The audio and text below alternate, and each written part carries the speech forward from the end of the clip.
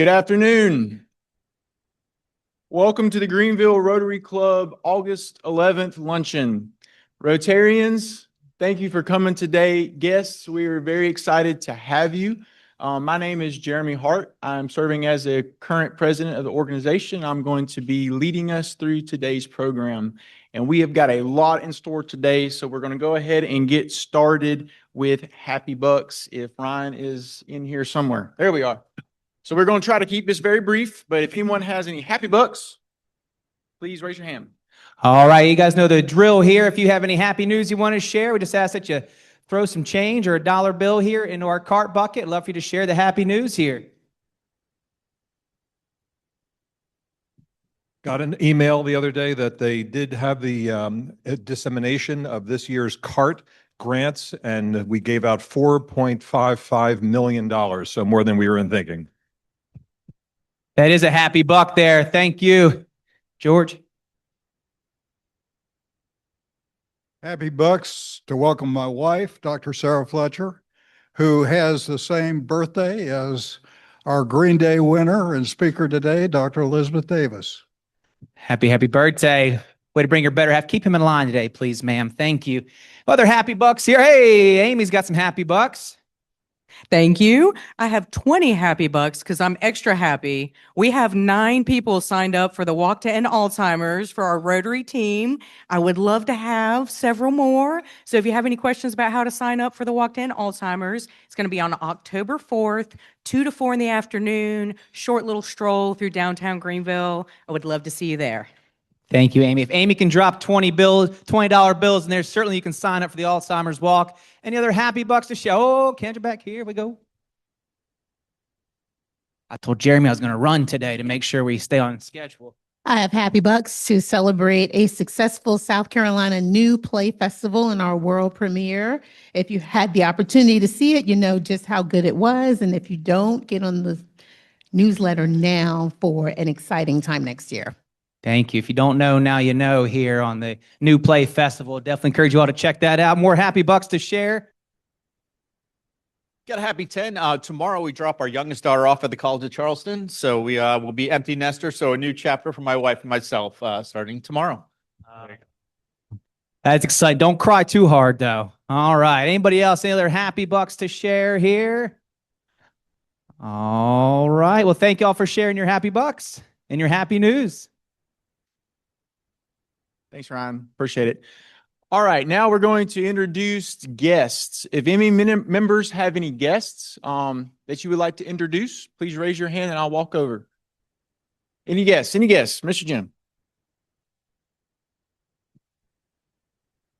I'm delighted to have my guest today, Don Ferguson, who's also a member, resident at the Woodlands. And thank you, sir. Thank you, sir. Welcome. Yes. All right, Carolyn. I would like to introduce my new friend that I met in the elevator on the way up here.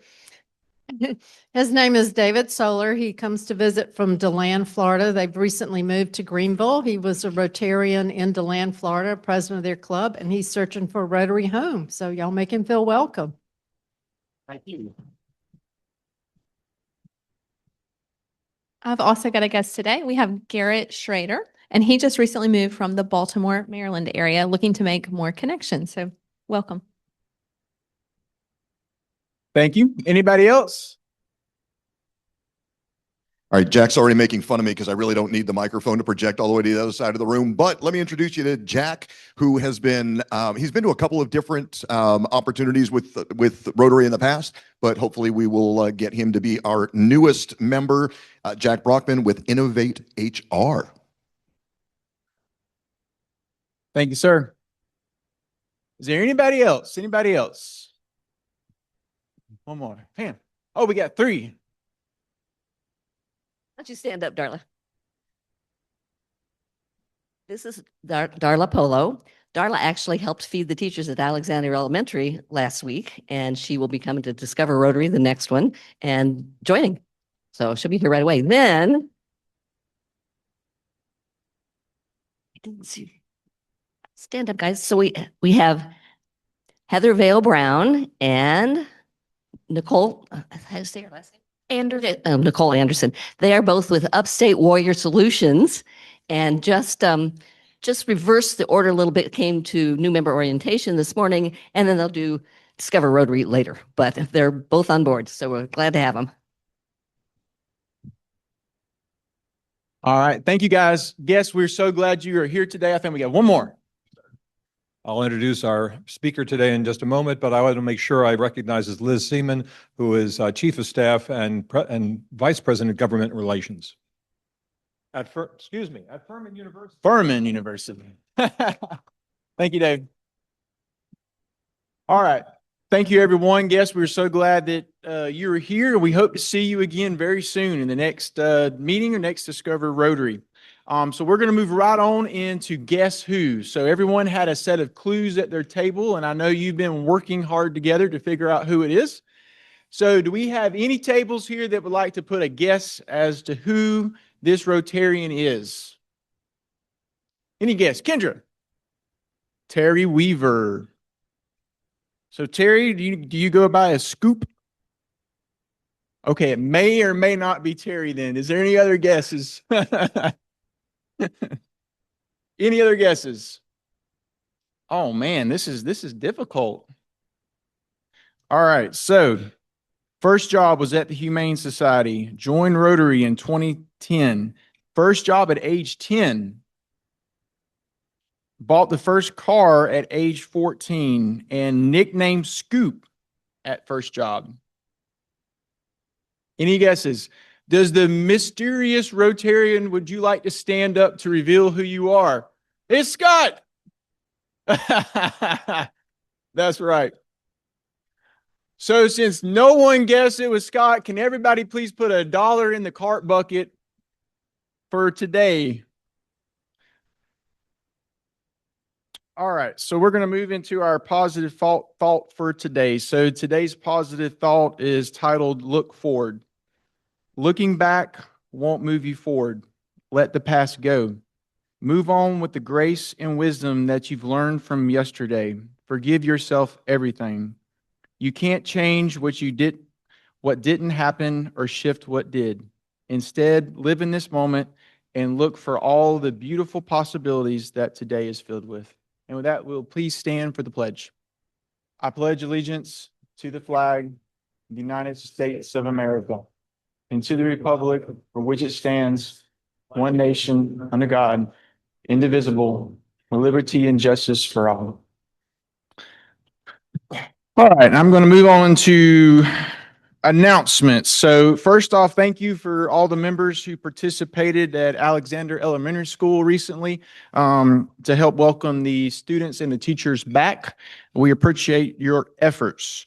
And then upcoming events, Tuesday, August 18th, we have a Discover Rotary at Craig Gaulden and Davis at 5:30 p.m. So if you know anyone that is interested in Rotary, please communicate that with them and get them there. I understand it's a pretty good time. And then we've got an upcoming coffee and conversations on August 20 at Sawdust Coffee at 9:30 a.m. And then the next August 25th, Tuesday after that, is going to be very busy. We've got our referral round session at Merrill Gardens at 10:30 a.m. And then we also have our Teacher of the Year program that day as well. There's an important note on the location of the next meeting. So we just received notice that we will most likely not be meeting here. So the next meeting will probably be held at the Greenville Center for the Creative Arts. So we're going to be sending more information on that soon, but that is where that meeting will most likely be held. And Terry, we're going to get all the AV stuff lined up for you well in advance, I promise. So a little bit of a change there. So make sure you pay attention to your emails. That's going to be coming out on that. As far as upcoming district events, we do have the Vibrant Club Forum, and that is this Saturday, the 15th at the Kroc Center. So just want to put that on your radar as well. So that is all of the announcements, and we're going to transition over to a call for action. Heather or Christine? Good afternoon, everyone. We have been getting a lot of questions about the Kringle Holiday Countdown. So Christine put together this short, fantastic video to explain it. And hopefully, all of your questions will be answered after you see this video. Here's how the Kringle Holiday Countdown raffle calendar works. Every calendar has its own unique raffle number. That number is your entry for all 12 days of the countdown. Beginning December 1st, open one numbered window each day to reveal the prizes offered for that day. Then visit kringleholidaycountdown.org and select View Daily Winners to see the winning numbers and which prize is assigned to each raffle number. If you win a prize, just follow the website instructions to claim your prize. One calendar, 12 days, multiple chances to win. All right, and if you would actually like to hold the calendar or a replica of the calendar, this is exactly what it's going to look like. So if you're wondering, how this looks and feels, this will be over at our table here. You're welcome to come see it, so you can have a better understanding of what they'll look like. Ultimately, you can see there's space on the back for all of our sponsors, and that unique raffle number will go on the back of each calendar.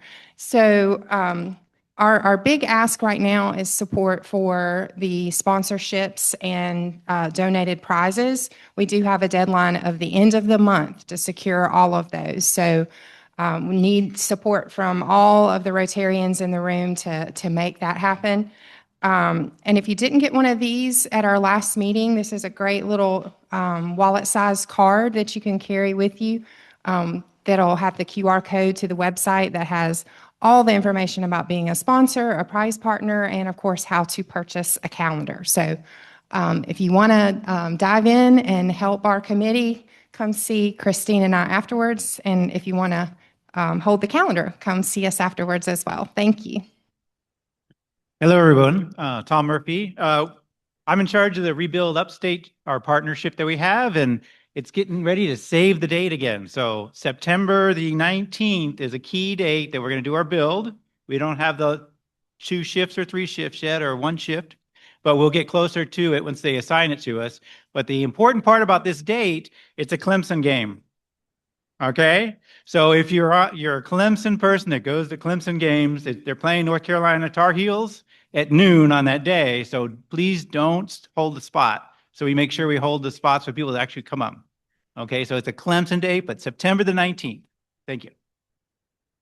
And I'm sorry, guys, I forgot to tell you this during my announcement. We have a survey printed out on your table. So this was at the last meeting. Folks, that if you weren't here, if you haven't completed the survey, please fill it out. This is for our strategic planning initiative. So we're trying to get results from everyone. So if you haven't filled it out, please fill it out and just leave it on your table when you get done, and we'll collect them. Thanks. And Scott.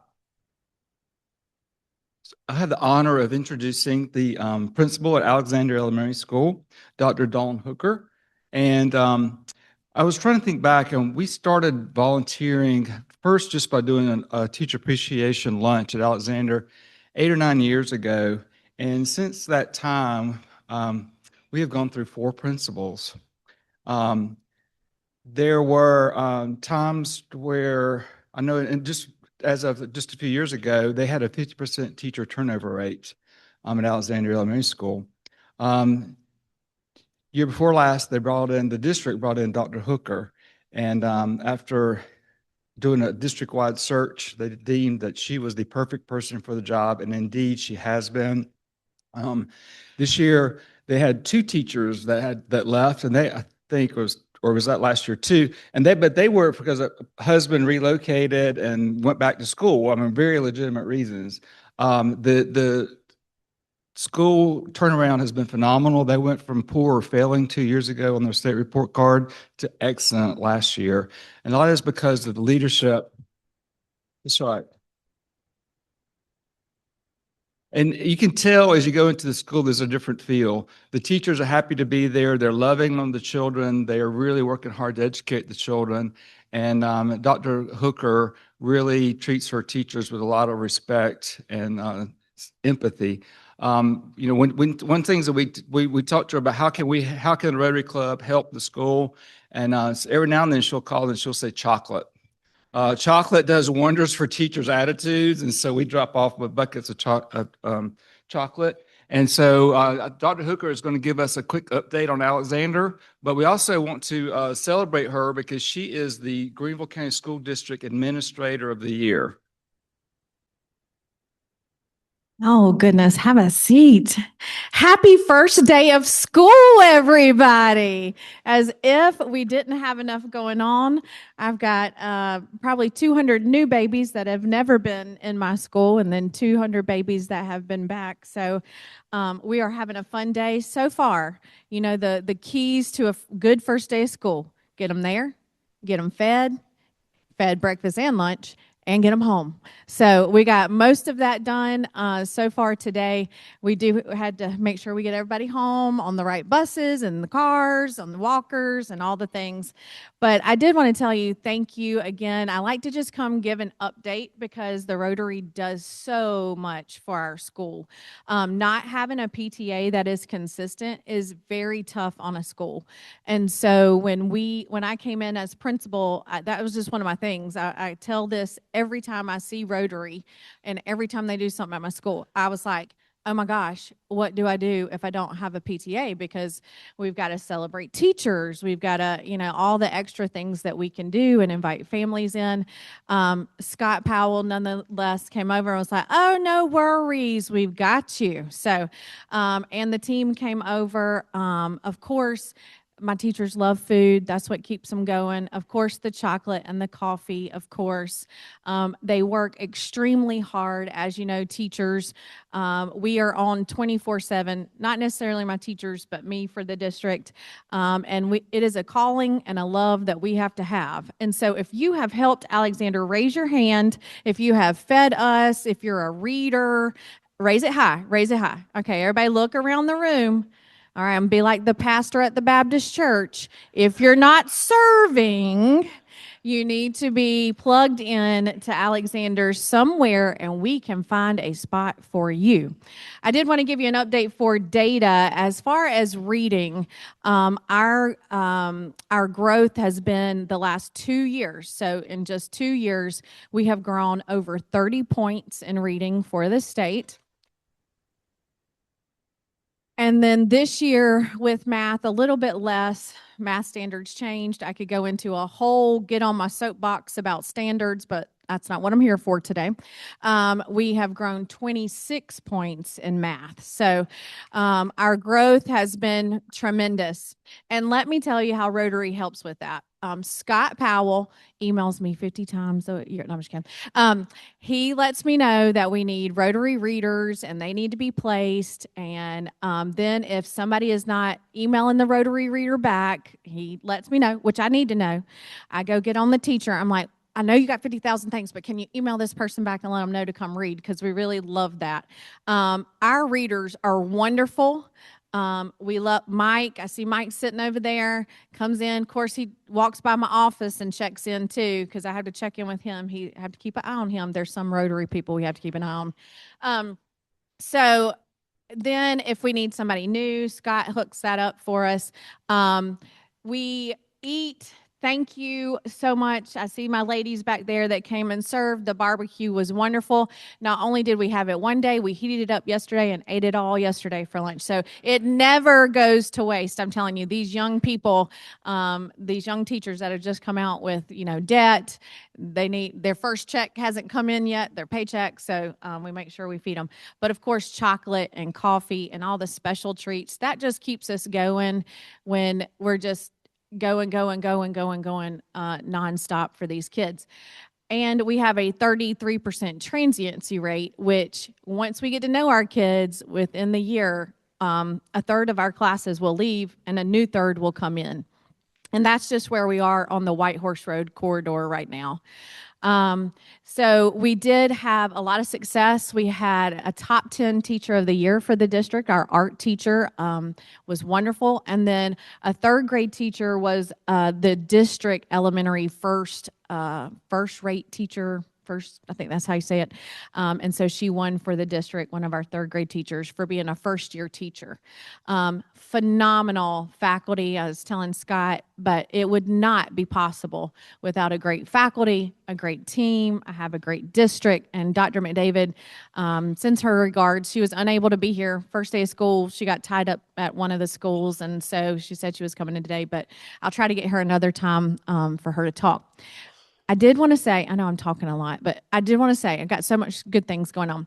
Because of our growth, the state superintendent of education is going to be at Alexander on Thursday. And so I've invited some Rotary people to come and be recognized there with us because of our success with her. There will be a press release on the data, the state data. And so we'll be doing that on Thursday. And then Friday, the Carolina Panthers are coming to our school to give everybody a book bag and supplies. And don't worry, your supplies go a million miles. We switch kids, and they take their book bags with them, and sometimes they never know that they're not returning to school, and so we don't get those supplies back. That's why we ask for school supplies. So just to let you know how that goes. But I'm just here to say thank you for your support. We couldn't do it without you. Our growth, yes, has been phenomenal. Like history making is what Dr. Royster, my superintendent, would say, going from unsatisfactory and in 1 year being excellent. But we couldn't do it without, it takes a village and your partnership. So I'm back to tell you thank you and just give you an update, but thank you.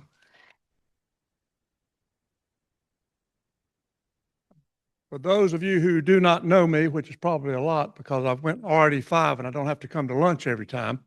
I'm Bert Strange. I was president of the club 15 years ago. Good grief. But I'm also on, one of my great things is the scholarship committee. I started serving on the scholarship committee not long after I came into the club, 20-something years ago. I had the privilege of working with Dee Kivett, who's the real brains behind the operation. She knows how to operate computers, and I don't. But we've had a wonderful time through the years. A number of years ago, we went from giving 5 or 6 $1,000 scholarships every year to, thanks to Judy Prince, who was the president a couple of years behind me, the idea of a service above self scholarship, where we combined all the funds and gave one scholarship to an outstanding student from Greenville County. I'm here today to introduce somebody that I introduced first 3 years ago. Yashu Ranagathan has finished Carolina in 3 years. Of course, she went with about 4 years worth of stuff. I don't know how. I'm not sure how all that works. They didn't do that stuff when I was in high school. But Yashu is an honor graduate of the Honors College at the University of South Carolina, and she has 1 more year on our scholarship. She'll be going to Brown in Rhode Island this fall in a couple of weeks to start her graduate program. So we're having our spread into two different states with us. And so Yashu is here to give her annual report that is required of all the our scholars. Yashu, come and dazzle us. I am about this tall. Okay. So good morning or good afternoon, everybody. As Dr. Strange says, my name is Yashaswini Ranganathan, but a bit long, so I go by Yashu. And I recently graduated from the University of South Carolina's Honors College. I was a public health major and added a minor in chemistry. And I feel like this past year has really just been a really amazing culmination of all the things that I started freshman year, and to kind of have everything wrapped up nicely in a bow now before I go off to Brown has been really amazing. So I always start off by talking about my involvement in my sorority. I was part of Phi Mu Women's Fraternity. I'm now an alumni. Oh God, That's crazy. Um, But I had the absolute privilege of being super involved in our philanthropy. Our philanthropy was Children's Miracle Network Hospital, something that is very close to me personally as someone that wants to go into medicine, and specifically wants to work with pediatric populations.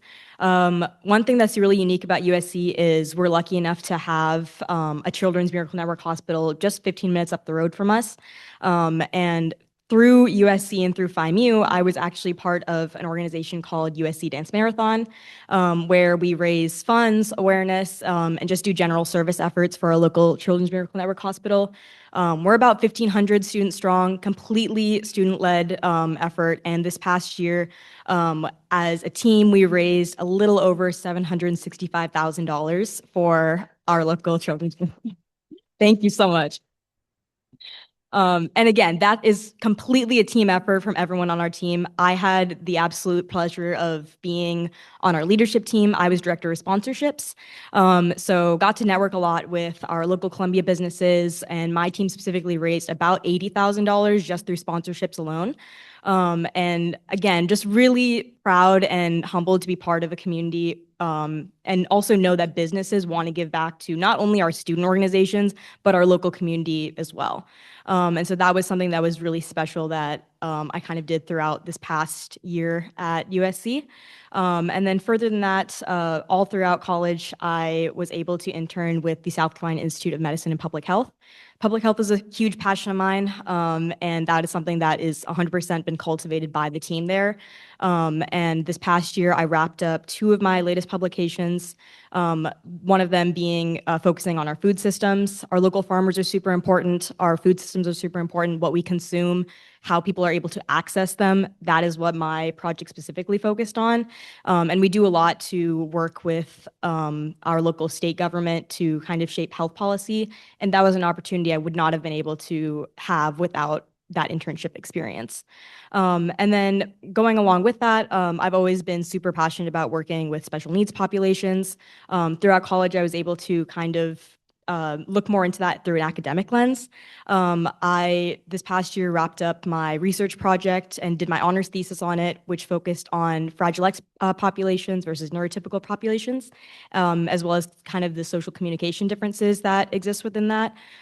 So again, a really great way to kind of dive deeper into that passion of mine.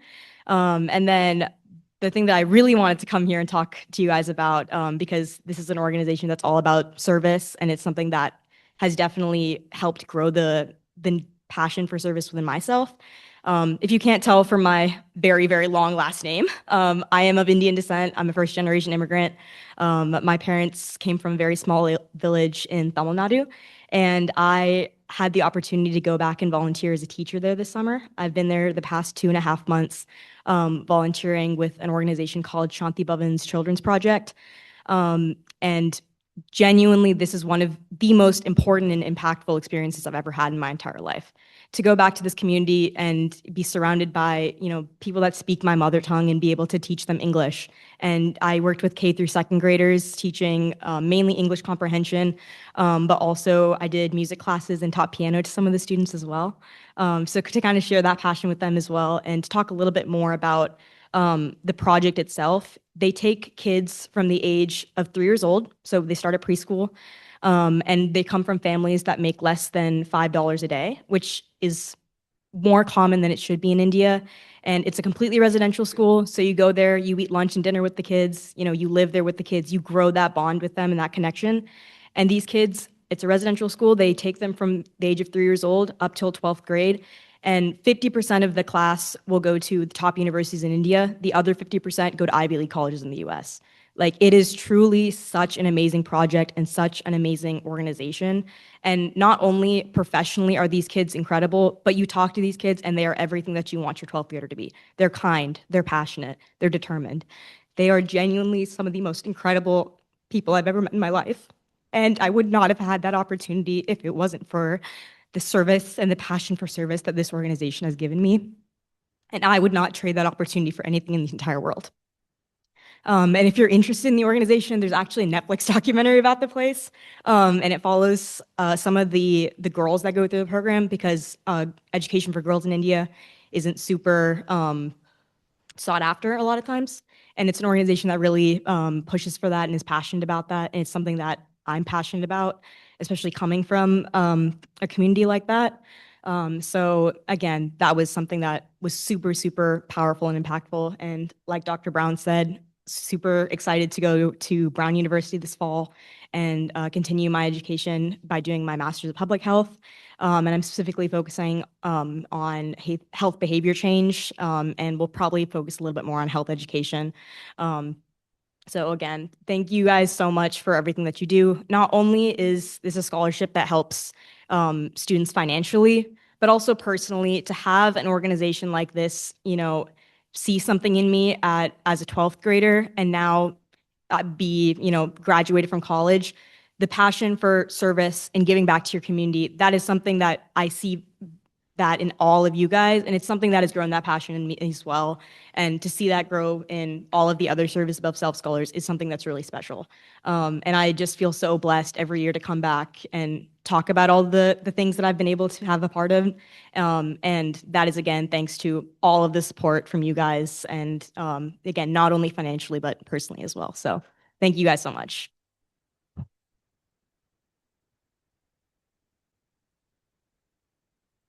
Yashu, I hope after that year at Brown that you come back and visit us again. It's very exciting.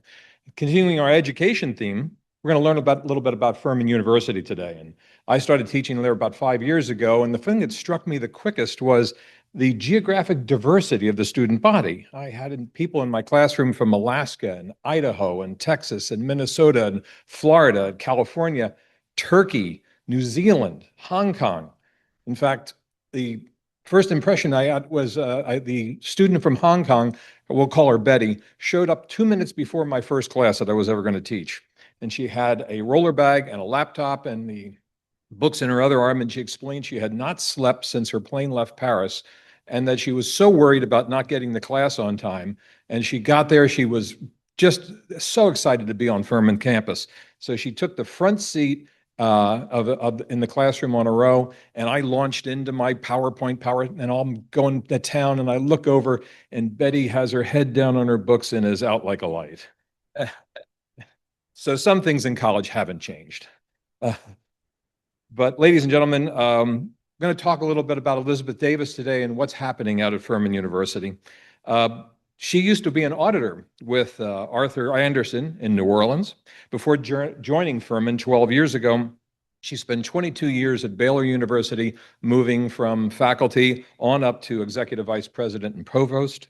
Under her leadership, Furman has strengthened its national standing. In 2026, U.S. News and World Report reported the highest ranked university in South Carolina. The university placed 45th among national liberal arts colleges, 11th in innovation, and in 18th in first-year experience. These gains have come from a very challenging time for private universities, as demographic shifts have created financial pressure for institutions all across the country. In 2023, President Davis launched Clearly Furman, a campaign for our third century with a goal of $426 million. The goal was passed, raised to 476, and the campaign has now surpassed its target 7 months before the June 26 deadline. This year alone, 9,000 individuals made gifts benefiting Furman, while supporters committed $50 million to the university. Now, many of you know, President Davis is going to conclude her 12-year presidency at the end of 27 academic year. Announcing the transition, she said, "We celebrate our 200th year and look forward to our third century. It's the right time to begin a leadership transition. Furman has never been stronger." Ladies and gentlemen, President Elizabeth Davis.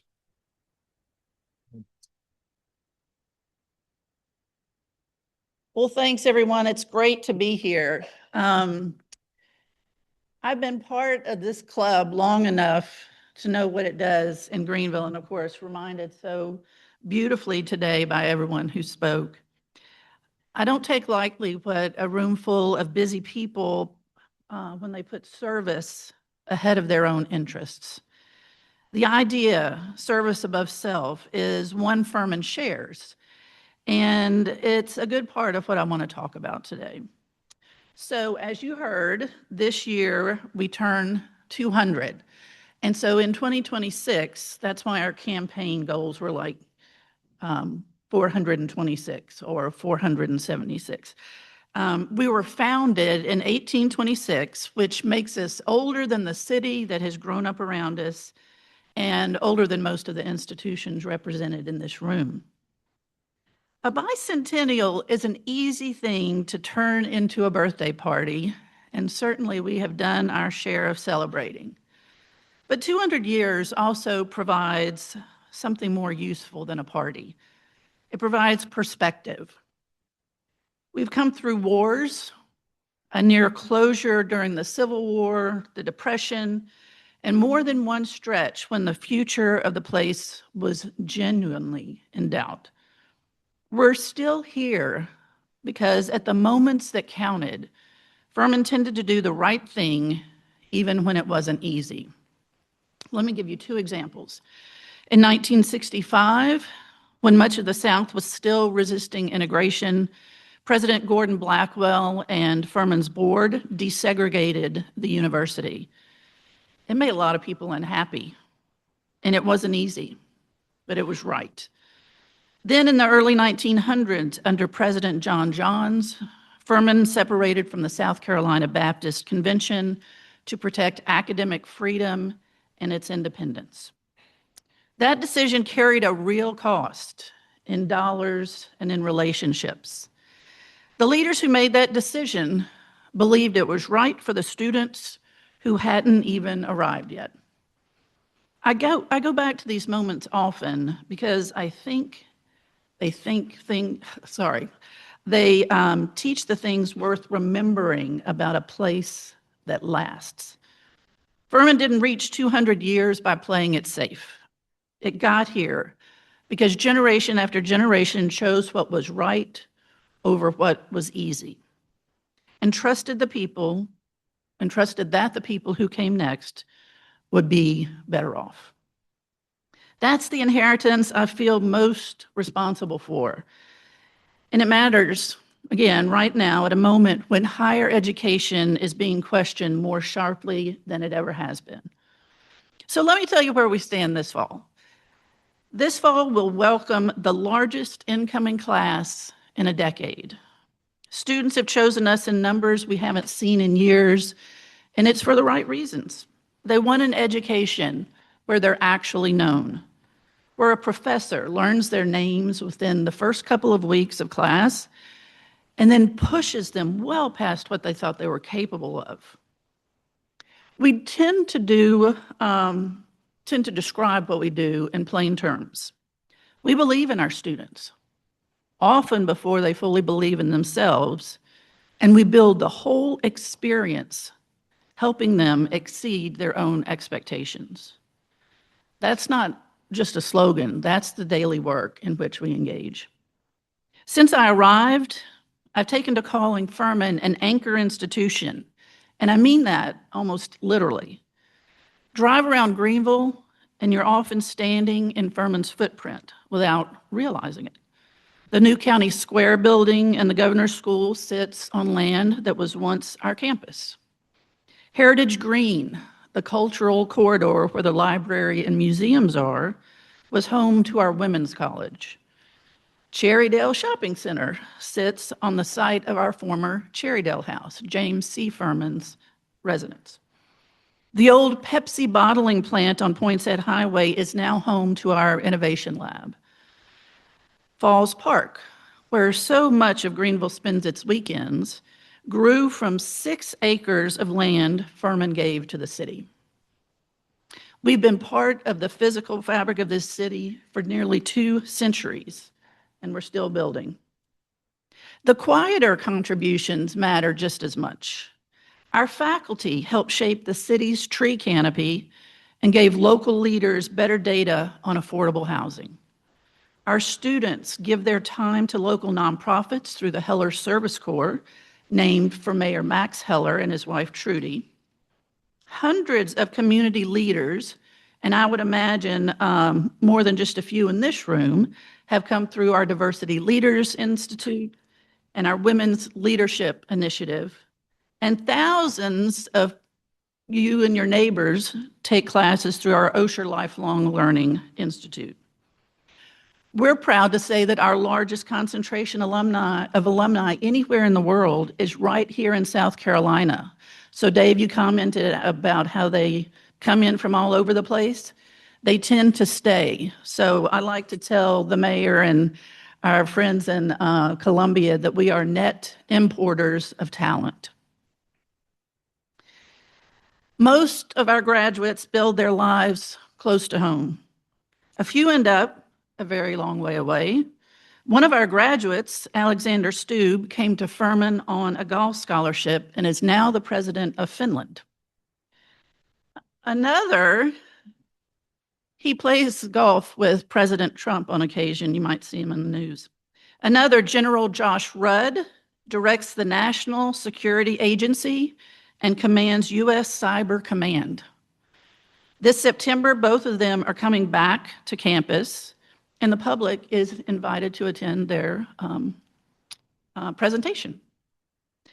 We had Josh Rudd come for our ROTC commissioning. I tell you, if I had been a male dating one of his girls, I would have been scared to death. That guy's done some crazy stuff. So it's not unusual for us to bring remarkable people to campus throughout the year and open it up to the community, because a university ought to be a place where the whole city can learn, not just students who enroll. Between the speakers, the games, homecoming, and everything else on the calendar, there's a lot to look forward to this fall. So I hope we'll see you on campus sometime. I want you to know that none of what I've described is accidental. When we wrote our current strategic plan, which is called Future Focused, we made Furman's role in this community a central priority, not just a side project. The plan commits us to being an engine of impact in Greenville and the upstate, which means putting our faculty, students, and institutes to work on the problems this region is actually trying to solve. You can already see it. Our Shy Institute for Sustainability wrote the framework for the city's first comprehensive sustainability plan. Our Innovation Lab has become a working part of the local startup scene, where our student founders build their companies alongside seasoned entrepreneurs and established companies, and where we run programs that anyone in town can join. Through our Institute for the Advancement of Community Health, we're partnering with Live Well Greenville to take on the housing and food access challenges that shape how healthy this community really is. That's the university we're determined to be, one that measures itself not just by what happens to our campus, but by what changes we're a part of in this city. For all the ways Furman shows up in this community, it would be a mistake for me just to stand here and talk only about what we give Greenville. The truth is, we need this city as much as it needs us. A university is only as strong as the place it calls home, and Greenville is a big reason that talented students, faculty, and staff choose to build their lives with us.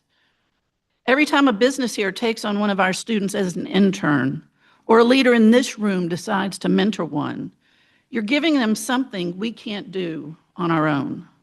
And every time a company hires one of our graduates, you give them a reason to build their career right here. So a strong Greenville isn't only good for Greenville. It's one of our best things we have going for us, and believe me, we use it quite a bit in our recruiting process. So let me just offer you something a little personal before I take my questions, because this is a meaningful year for me. As you heard, this will be my last as Furman University's president. It's the right time, and I feel good about where the university is. We just completed the Clearly Furman campaign, which was the most ambitious fundraising campaign in our history. And this year's recruiting class has been the strongest in a decade. Whoever follows me will inherit a place that is truly thriving. Here's the part I most want you to hear, though. When my time as president ends, my family and I aren't leaving. We're staying in Greenville. This is home. After more than a decade of getting to know the city from the inside, we can't picture building the next chapter of our lives anywhere else. I think that says something about both Furman and Greenville, and about why I've never been able to talk about one without the other. So when I tell you I believe Furman's third century will be its best, I'm not saying it on my way out the door. I'm saying it as someone who intends to be in rooms like this one for a long time, cheering this place on as a neighbor and a friend. Furman's next 100 years will be built by the students we're welcoming this fall and by the ones that will continue to come. I have no doubt this community will keep shaping them the way it has shaped my family and me. So I'd rather spend the rest of the time I have, Jeremy, if it's okay, just taking a few questions. Anything that you'd like to ask is fair game. Oh, yes. Sorry, the glare. I couldn't see you. I can't quite understand the restructuring of the undergraduate teaching program that you all not so long ago.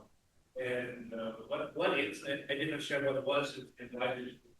So let me go back and give you a little background. But in 2016, we launched what we call the Furman Advantage, which is an opportunity for every student to engage in rigorous academics, engage learning, mentorship, and reflection. So we think about this, we want our students to learn, experience, reflect, and adapt or grow, just like, we want to do as an organization, we want to do as individuals. And so we would track every student, and we would find that, your type A students will get everything. And, they're the ones that the teachers always want to take on a study away, right? But we found out there were other students that weren't availing themselves of the resources that we had. Sometimes they didn't find out about things until it was too late. So what we've done more recently is add what we call our Pathways program. The Pathways program is a 4-semester program, so the first 2 years that all undergraduates go through. And so they have an advisor that stays with them those 4 semesters and a peer advisor. And slowly over time, as developmentally appropriate, they are introduced to things about college life, but then they start reflecting on their values and what is important to them. And then in the next year, their sophomore year, they start reflecting on vocation. They'll get a mentor, and everyone will do an informational interview with a mentor. They create a resume, set up their LinkedIn, and do all those kind of things. And what we found is that more students now are engaging in the experiences, they're getting internships. And last summer, we spent $1.8 million supporting students either staying on campus to do research or who got unpaid internships. Because what we don't want to do is to have students who need to work miss out on a good internship. So in DC, it works every time. Well, actually, now that I'm getting older, it doesn't work every time. But when I go to DC, I'll say, talking to alumni, who of you have had an internship and in DC when you were a student? And pretty much everyone raises their hand. How much did you get paid? Oh, okay. So when I ask, and I'll say, how much did you get paid? The first time I did this, now granted, it was 12 years ago, nobody's hand went up.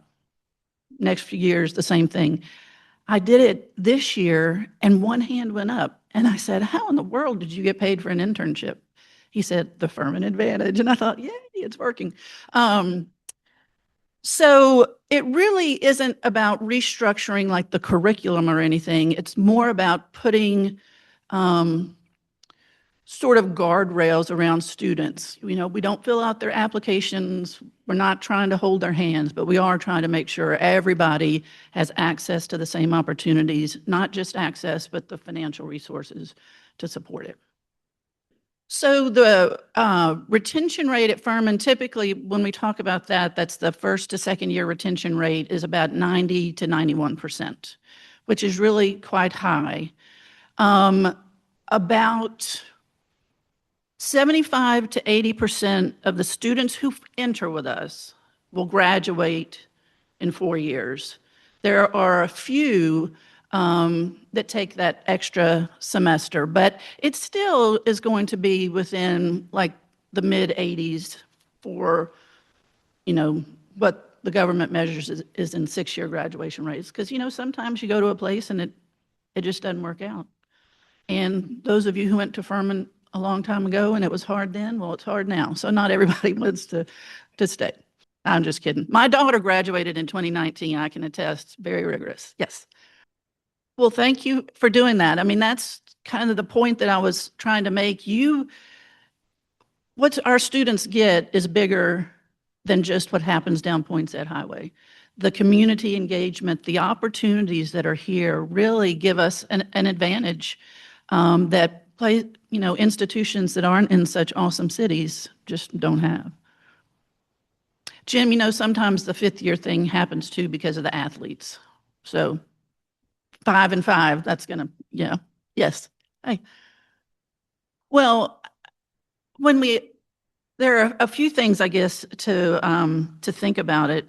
First of all, it is our commitment, thank you, Sarah, birthday twin, to have, to be engaged with the community. We're actually engaged, I like to say, from 3 to 93, and I'll have people say there are older people at Ollie, but I like the alliteration of 3 to 93. And so, we have a Bridges to a Brighter Future for high school students, and we have a few master's programs. We want to educate across the ages. One of the things, though, about having our Ollie members who also serve as mentors to our students, it gives students additional opportunities to gain insights from people who have come to understand the institution, who may have, decades in careers that our students are interested in, but we also have Ollie members at the plays, at our music events, at athletics events. And so it's just a real joy to have the vibrancy. And if you think about campus, it's 750 acres and 2,500 undergrads. And if you think about the buildings, you can drive through and you might not see anybody, like if they're in class or in the library.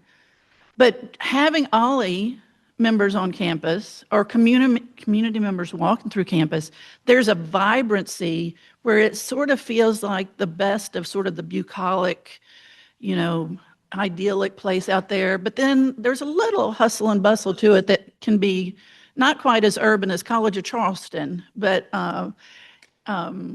just the activity feels good.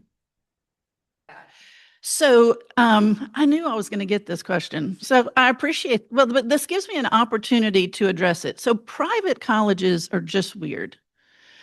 We price high, and then we give lots of scholarships. We give merit scholarships. We have full ride scholarships. And we also look to meet need. In fact, one of our goals is to raise more scholarship dollars so we can meet the needs of the students who can. About 40% of our students will graduate with debt. So that'll be between $20,000 and $30,000. So it's, that's less than what the note you'd take out on a car, right? But we also want to be able to provide, like we did, nearly $2 million of support in the summer so that we're not just scholarshiping tuition, but we also scholarship experiences. So if we have a very robust study away program, well, if our students can't afford to study away, then we'll help them do that. So lots and lots of scholarship activities. we have raised money for unfunded internships. So people have been very generous to help us be able to do that. We spend a lot of money per student, and because we think the kind of experience that we provide is outstanding. We were just in a book called Dream School, and it was for many reasons, but one of them is to have a school that's resourced enough so that students can get the experiences they need, because we know you need those internships or research opportunities to really be able to go into that job or the next level of education. Yeah. Thank you again, everyone.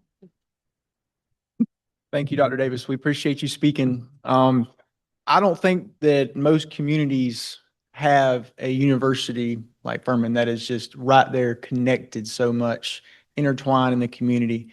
And we very much appreciate hearing about it and learning about Furman and all the good work that you're helping with.